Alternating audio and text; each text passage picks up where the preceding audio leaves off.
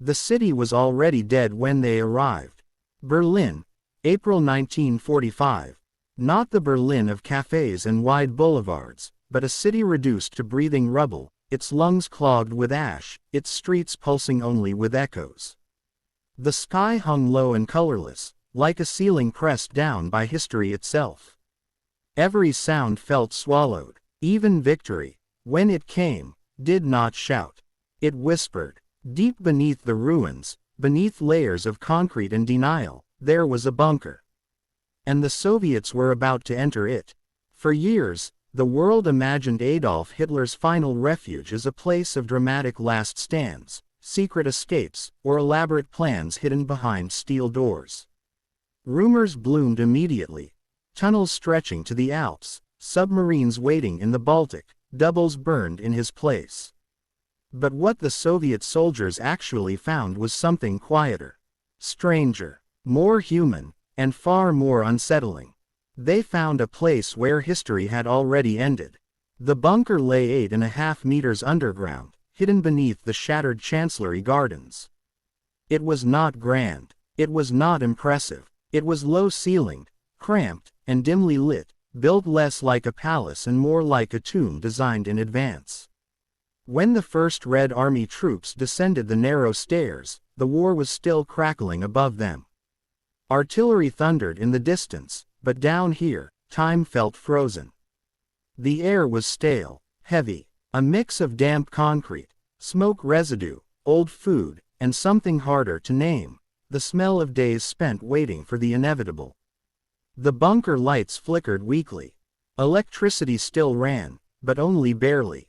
Wires hung exposed in places. Water dripped steadily, rhythmically, like a clock no one could turn off. The Soviets moved slowly, cautiously, weapons raised.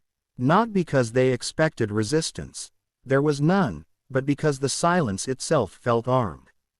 Room by room, they began to search. What they found first was not Hitler. It was paper. Stacks of documents lay scattered across desks and floors. Orders that would never be carried out. Maps that no longer mattered.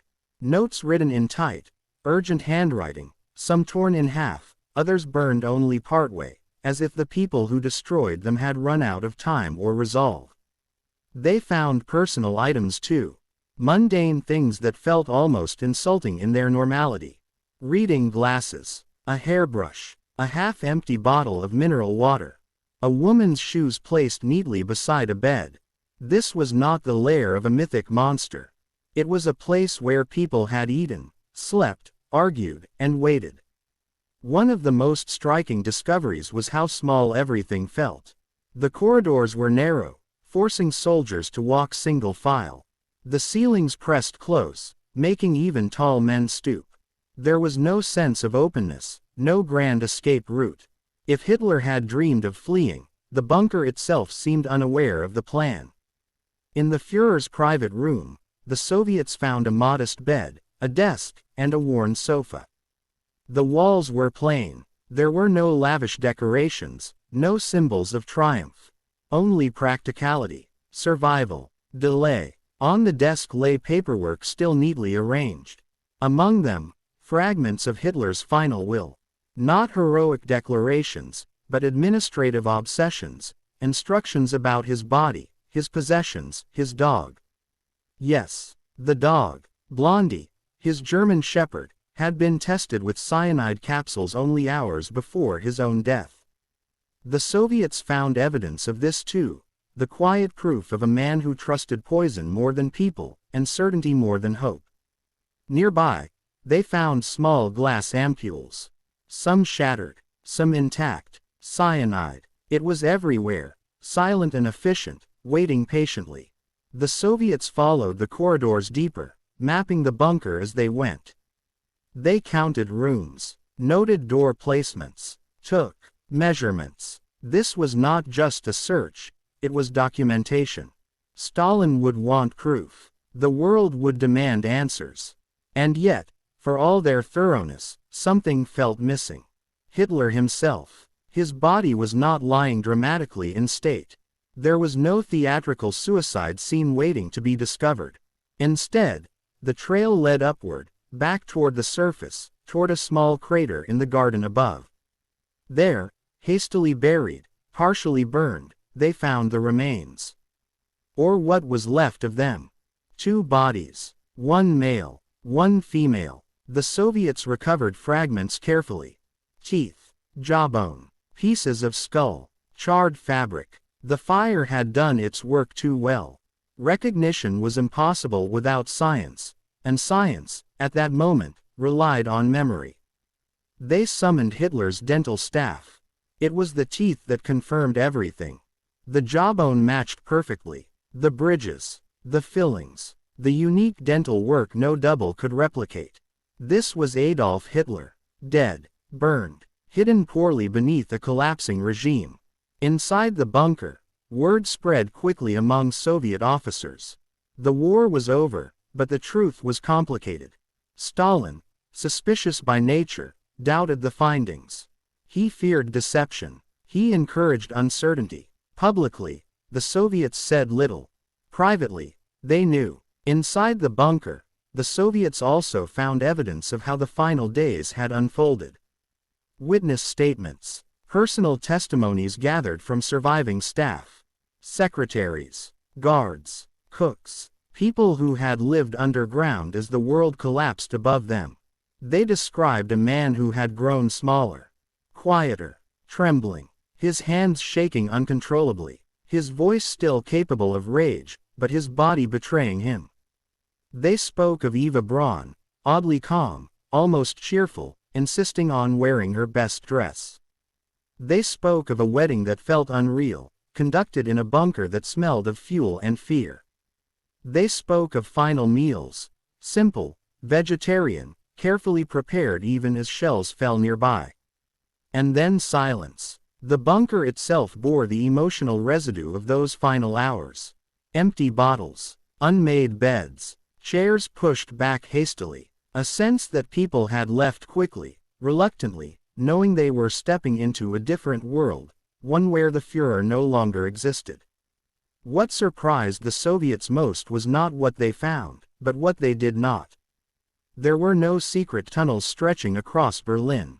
No escape submarines. No elaborate technologies hidden behind false walls. No miraculous exit. The bunker was not an exit. It was an ending. For months afterward, Soviet intelligence officers returned again and again, combing the site, rechecking evidence, interrogating survivors. They photographed everything, cataloged everything, measured everything. They wanted certainty. Eventually, the bunker was sealed, flooded, forgotten, and later destroyed. The ground above it was reshaped. Apartments rose. Children played. Life continued. But for those who descended into it in 1945, the memory lingered. They had expected to find evil carved into concrete. Instead, they found something smaller. Fear, routine, paperwork, shoes by a bed, a dog's bowl, and a man who chose poison over capture, silence over judgment, disappearance over defeat. History often imagines villains as larger than life. The bunker proved the opposite. In the end, Adolf Hitler died not in glory, not in escape, not in mystery, but in a low-ceilinged room beneath a ruined city, surrounded by the ordinary objects of a life that had finally run out of future. And the Soviets, descending into the quiet after the storm, found not a legend, but a locked door that led nowhere. Long pause, breath, and above the bunker, Berlin slowly learned how to breathe again. Above ground, the guns eventually fell quiet. It was not sudden. There was no single moment when silence arrived and declared itself. Instead, the noise thinned. Explosions grew farther apart. The sky stopped trembling. Smoke lingered, but it no longer carried urgency. Below ground, inside the bunker, time had already ended. The Soviets lingered there longer than expected. Not out of necessity, but out of unease. There was something about the place that resisted closure, as if the walls themselves were still holding their breath. They examined the rooms again, slower this time. In one corner, they found a small radio. It had been left on, tuned to a frequency that now carried only static. Someone had turned the volume low, perhaps hoping to hear news that never came. The dial was worn smooth from use. Nearby, a notebook lay open. It contained no great secrets. Just schedules, meetings that never happened, times written down for events already erased. The handwriting grew shakier toward the final pages, lines slanting unevenly, as if the writer had been standing rather than sitting, or perhaps struggling to keep their hands steady. One Soviet officer paused there longer than the others. He did not speak. He simply looked at the notebook, then slowly closed it, as though tucking history into sleep. Further along, they entered the room where Eva Braun had spent her final hours. It was smaller than expected. Bare. A chair pulled slightly away from the wall, as if she had stood up suddenly and never returned. A faint scent of perfume still clung to the air, floral, outdated, strangely gentle. The contrast was unsettling. Here was the end of a regime that had devoured millions, and it smelled faintly of soap and flowers. The Soviets catalogued everything. They labeled drawers, numbered doors, sketched layouts. Their notes were precise, unemotional. But later, in private diaries and letters, some admitted the place disturbed them more than battle ever had. War made sense to soldiers. This did not. The bunker was too quiet, too ordinary. In one storage room, they found crates of food that had gone untouched. Tins of vegetables, boxes of biscuits, supplies that could have sustained life for weeks. It was not starvation that ended things here. It was acceptance. The final occupants had not fled in panic. They had stayed, waited, tidied, burned papers carefully, tested poison methodically. This was not chaos. It was preparation. And that, perhaps, was the most unsettling discovery of all. As Soviet intelligence teams continued their investigation, they gathered testimonies from survivors, people who had lived underground for days, even weeks, as the city above disintegrated. They spoke quietly, often staring at the floor. One secretary described how Hitler's voice had changed in the final days. Still sharp, still capable of command, but thinner. As though it no longer filled the room. As though the words themselves were tired. Another recalled how he paced constantly, unable to sit still, moving from room to room, tracing the same paths over and over, like a man trying to wear a tunnel through time. They described arguments, not dramatic shouting matches, but weary disagreements. Suggestions ignored, hope offered and quietly dismissed. There were moments, they said, when he seemed almost relieved. Relieved that decisions were no longer required. Relieved that the future had stopped demanding anything from him. The bunker, designed to protect life, had become a place where responsibility ended. The Soviets listened carefully. They compared accounts, checked details, corrected inconsistencies. They were not interested in myth. They wanted sequence, cause and effect, proof. And slowly, a picture emerged. The final days were not marked by hysteria. They were marked by routine. Meals were served at regular times. Reports were read. Orders were given, even when everyone knew they would never be carried out. There was comfort in the familiar, even as it collapsed. On April 29th, the marriage took place. A brief ceremony. Few witnesses. No celebration. No music. A formality observed underground while the world above burned. Some witnesses later said it felt unreal, like a scene acted out because it was written somewhere that it must occur, not because it mattered anymore. Afterward, there was cake. Not much, just enough to observe the gesture. Then the routines resumed. On April 30th, the final acts unfolded quietly. The bunker doors closed, and when they opened again, something had shifted. The Soviets did not witness these moments, but they reconstructed them carefully. The position of furniture, the state of the room, the remnants of poison, the witnesses, words, Hitler and Eva Braun had retreated into his private room. The cyanide capsules were used.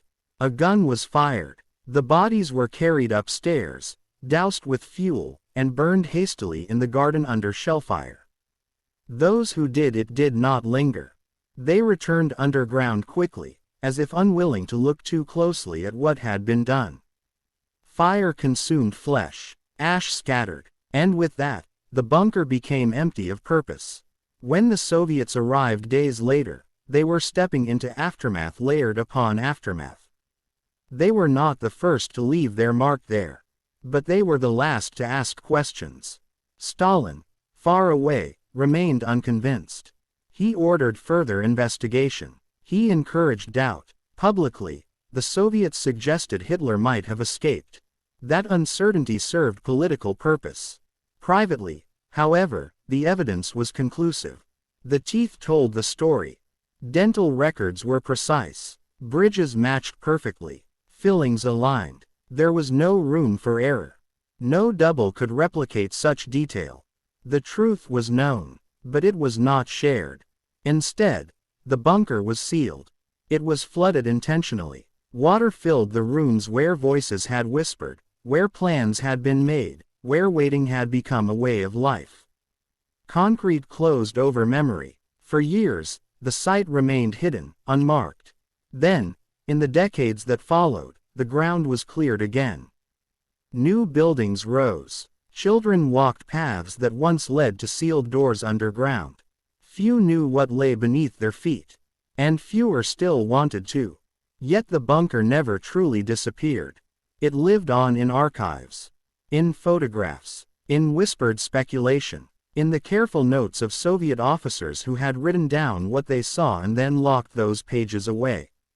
Some of those officers later admitted that the bunker had changed how they thought about power. They had expected to find madness. Instead, they found banality. They had expected to find fanaticism burning to the end. Instead, they found fatigue. They had expected to find a monster. Instead, they found a man who hid underground and waited for poison to do its work. That realization lingered longer than the war itself. Years later, historians would debate the meaning of the bunker. Some would frame it as a symbol of evil collapsing inward. Others as proof that tyranny ends not with spectacle, but with shrinking rooms and fading voices. But for the men who walked its corridors in 1945, there was no symbolism. Only sensation. The coldness of the walls. The echo of footsteps. The unsettling realization that history's loudest chapter had ended in a whisper. As night fell over Berlin once more, long after the bunker had been emptied, the city settled into a different kind of quiet. Not the silence of fear, but the silence of exhaustion. And somewhere beneath the rebuilt streets, beneath the layers of time and concrete, the memory of those rooms remained, unchanged, unarguing, unmoving. A place where decisions stopped. A place where the future ended. And a reminder that even the most powerful figures in history eventually retreat into small rooms and leave behind only objects, paper, and questions that fade with the light. Long pause. Slow breath. The bunker no longer exists. But its stillness does. And it waits, only in memory.